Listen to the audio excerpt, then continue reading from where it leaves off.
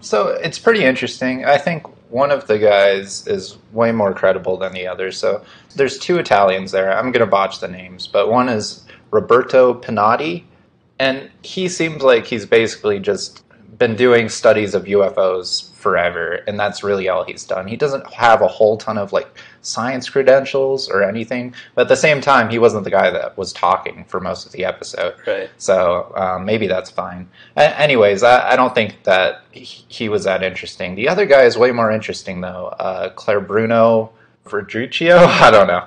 Anyways, this guy, he has some patents. He's done a lot of medical work. He was a lieutenant colonel in the Italian Navy, and he was helping them figure out radio communications and electromagnetism. So whenever he was talking about what happened to that civilian helicopter, which was apparently taken out by some electric pulse from a UFO. Beam is what he said. Beam, yeah. Right. He should know what he's talking about.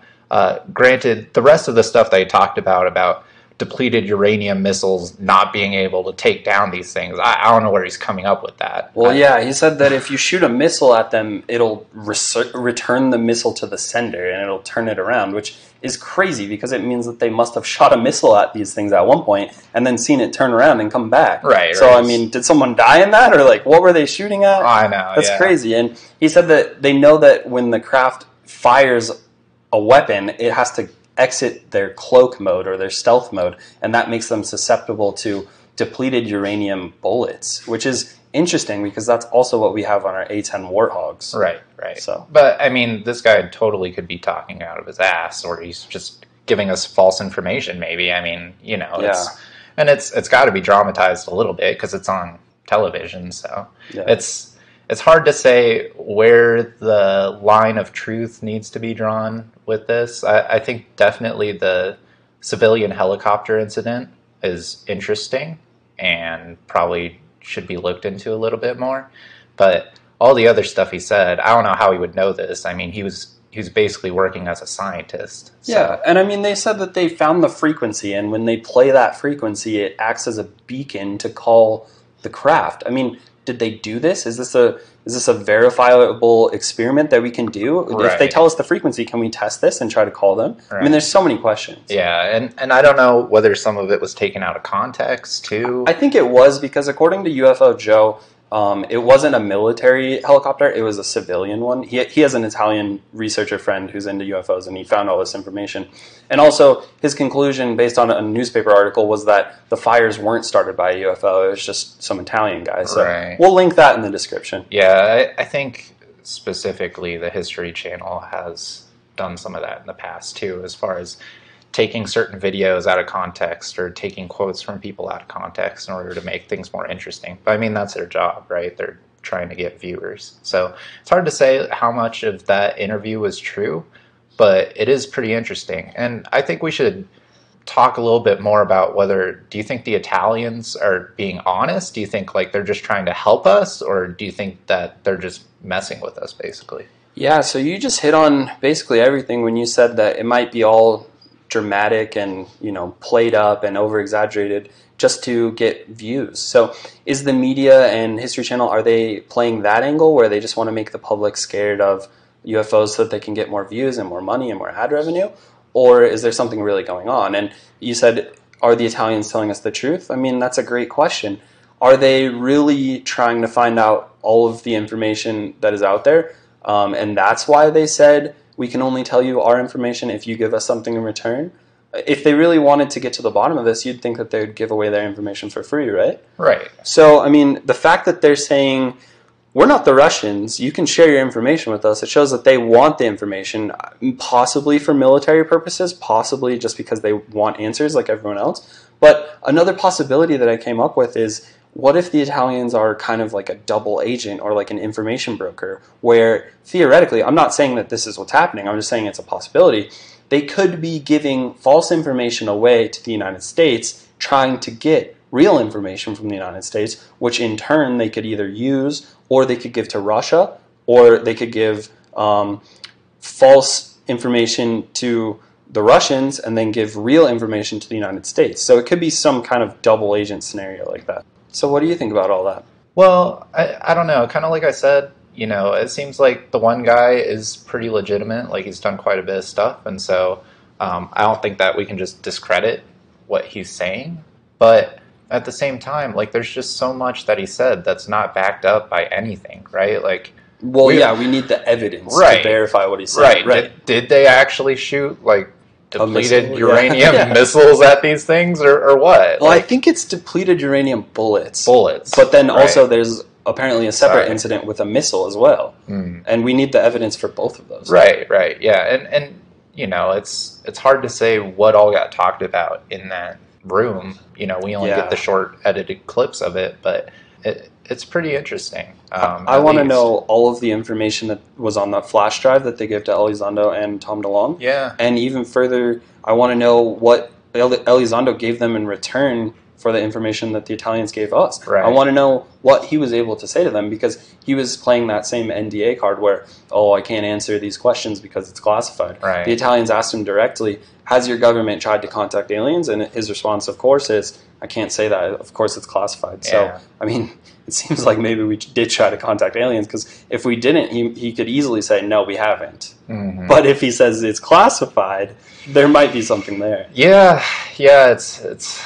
it's interesting. I mean, it could just, once again, be just hyping up the drama in the show, too. Definitely. Like classified information. So do you think that's what's going on with the sudden change of attitude in the media? I mean, they used to ridicule all of the UFO stuff, and now it's taken seriously. Now it's given airtime and not made jokes about.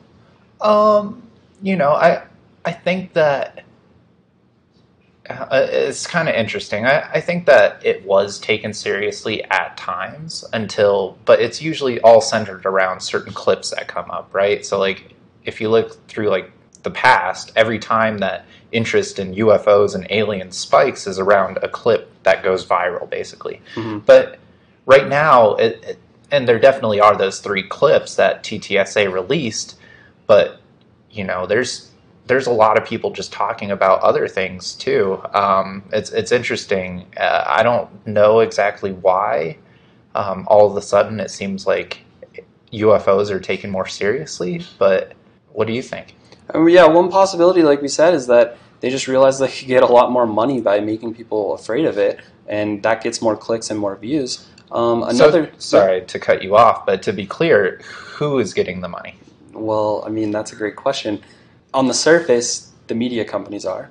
Right. But what I was about to say is it could also be some kind of organized information campaign that they're trying to sway public opinion, and more importantly, sway the opinion of the government. Right. Because TTSA... So when you say they, it's TTSA, right? Well, yeah, but even behind the scenes of that, it could be Bigelow. Could be. So Bigelow's trying to use TTSA and ATIP to sway the government opinion that these things are a threat. And why? Because if they're viewed as a threat, they'll be taken seriously, research will be given consideration, and they'll be given money to do such research. Right. So it's a way for his companies, whether it's TTSA and their science division, or whether it's Bigelow Aerospace, or even ATIP, which, Bigelow Aerospace was the contractor for ATIP. So they did the experiments for ATIP that we shared on the last episode. Mm-hmm. So if he convinces the government that it's a threat, he gets more tax money. So he can do whatever he wants with that money. Right. So that's a possible motivation. So what is the motivation, though? Like, do you think he wants to do more experiments, or do you think it's just personal financial gain, or what? Oh, no. I mean, I think he's so wealthy already that I don't think he's just trying to play the American people for money. No, he doesn't strike me as that kind of person, but he's definitely trying to do a lot of stuff in space. I mean, his company is the first one to make a space hotel. Mm. So if he gets anti-gravity stuff, I mean, he could be miles ahead of SpaceX even. Right. So if he gets some groundbreaking technology that no one else has, it'll give his company a huge advantage, both with military applications and also just civilian applications like a Mars base or just a giant international space station hotel thing. Yeah, that's pretty interesting. So let's take another avenue. Yes, that's the word. Let's take another avenue and look at, what if this is just a distraction? Mm. What if the government is just trying to get the media to hype up UFOs right now as distraction for something else?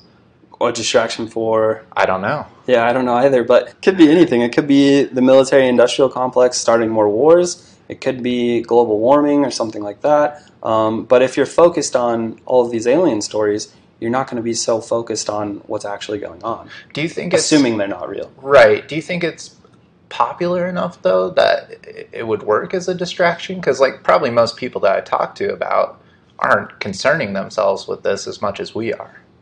It's true. It's true. But or are they specifically trying to distract a certain audience? Like the conspiracy theorists? Well, I don't know.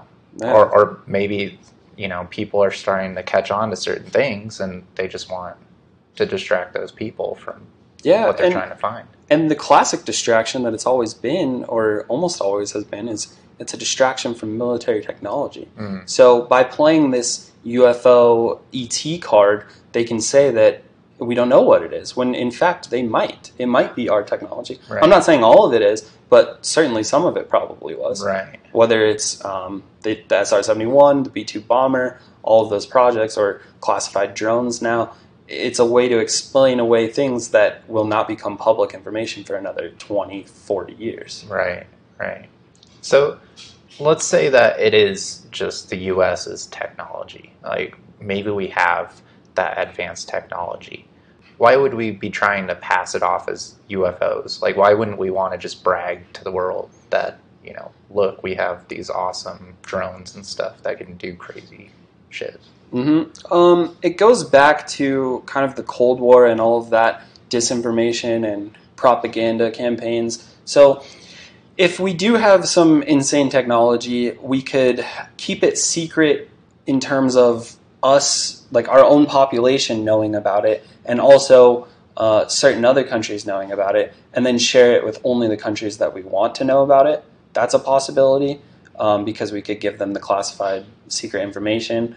Or another possibility is that we don't even have this technology, and it's all just a misdirection. So for example, those Navy patents, they might be bogus technology. I mean, we haven't built a prototype and seen a demonstration, so it might not be real. Well, we don't know that. Yeah, we don't know. Right. So what I'm saying is, if it's not real technology, you could be using it as a misdirection to try to force Russia or China to spend money on technologies that we've already tested and know are not going to go anywhere. Right. And then we say that we have, like, some crazy form of technology like anti-gravity or time warp drives and bend space-time, and we know that we don't have the possibility to do it, but we could either trick them into wasting money on it, or we could trick them into finding out how to do it, and then we steal their information on how to do it after they've spent all the money to research it, and we steal it with espionage. That's some pretty intense 4D chess right there. Yeah, it's pretty crazy. So I guess the other take on this could be that maybe it is foreign powers. Maybe Russia has some stuff and we're just not recognizing it. We're just counting it as UFOs, and maybe we really don't know what they are. But, you know, it is someone else on this earth. It's not just aliens coming down. What do you think about that? I think it's a real possibility because we have these things on both coasts. So is it a defensive posturing because they're ours, or is it kind of an intrusion into our airspace by foreign powers? Are they trying to listen to communications when they're only 50 miles away from DC and right next to a nuclear-powered aircraft carrier, and then they follow that aircraft carrier into war? I mean, are they spying on our technologies, or what's really going on? So What do you think? I think it's believable. I don't know that that would happen in every single case that we've seen. Some of them, it seems too ridiculous. Like the Nimitz, we talked about that a lot the last episode. I think it's too hard to pass that off as just one nation's crazy technology that, you know, we're not comfortable with. But there probably are a lot. I mean, gimbal for sure could probably be that, you know, someone else's drone or plane that, you know, we're just not able to recognize. So I think it could explain some of it. And for sure that gimbal plane could also be our plane. So I think both of those are good explanations. I just don't know if they can be the answer for every single event that's happened. And another possibility is that they could be used as an updated form of mutually assured destruction, MAD. So it used to be only that it was nuclear bombs that were mutually assured destruction, but then with the emergence of like laser satellite defense systems, and now we have lasers on airplanes and ships that can shoot down missiles, now it's evolving, and that nuclear mutually assured destruction is becoming obsolete. So now you might have to advance and use things like nanobots or these crazy drones that nobody knows about. It might be the new form of mutually assured destruction. So they could be either on our coast as a protection mechanism, like a dome that protects from missiles because they're fast enough to intercept missiles, or they could be foreign powers camping out in international waters on both of our coasts as an intimidation move, saying, we have this stuff right on your coast, don't mess with us because we'll blow you up. Right. But we don't know if they're foreign powers, right? Oh, no, we have no idea. This is all speculation. Right. So it could be us, could be them. But it is interesting to think that we might have, those out there just as a protection system. Yeah, that's possible. It's like the Iron Dome 2.0, where you can shoot down any projectile that's aimed at your country. Right. Yeah, I mean, it's hard to say what these things do. And some of the sightings, it doesn't really sound like these Tic Tac things. It doesn't sound like they could just shoot something, but you never know. I mean, we just don't know what they are. I'll link down below. I'll link an Air Force officer who has seen a video of a UFO going 10 to 14,000 miles an hour, maybe 11 to 14,000 miles an hour, catching up with a missile, going around the missile, shooting the warhead with a beam, and then the missile falls out. Wow. So it completely disabled the missile. And the government has wiped his history and said that he was never in the Air Force. But if you just watch this guy, he's insanely believable. Just his intensity of telling his story, he's crazy believable. So I'll link his interview, and then I'll link a discussion that he has with Bill Nye, the skeptic guy, science guy, and then you can make your own decision based on those. But one possible explanation of that, if we don't want to get into the theory that aliens are showing us that we shouldn't use nuclear weapons, which is what he thinks, but a more conventional explanation would be that's part of the Star Wars program. So it was us testing our missile defense systems on our own missiles, and getting it on video. Right. Yeah, it is really interesting. Well, we've talked about a lot here. Is there anything else you want to say before we... No, but I think next time we're going to have to get into some crazier explanations, maybe with ET or, just more outlandish theories. Right, but... yeah, I think that's going to be a lot more fun. So all right. Definitely stay tuned for our next questionation about aliens, because we're going to get pretty wild, I think. So anyways, thanks for being a part of Questionation. Remember to question everything.